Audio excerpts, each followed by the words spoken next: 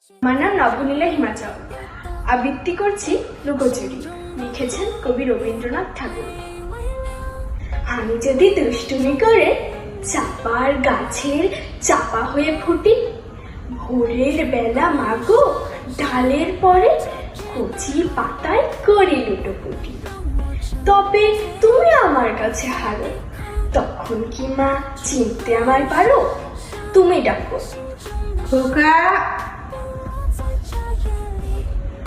খোকা কোথায় রে? আমি শুধু হাসি চুপটি করে।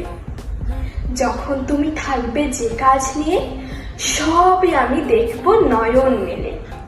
স্নানটি করে চাপার তলা দিয়ে আসবে তুমি পিঠেতে চুল ফেলে।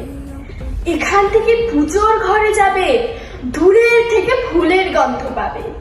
তখন তুমি বুঝতে পারবে না সে তোমার খোকার গায়ের গন্ধ আসে।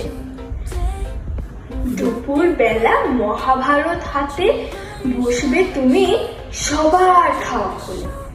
গাছের ছায়া ঘরের জানালাতে পড়বে এসে তোমার পিঠে কোলে।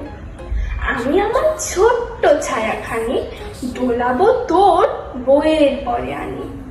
তখন তুমি বুঝতে পারবে না সে তোমার চোখে খোকার ছায়া ভাসে।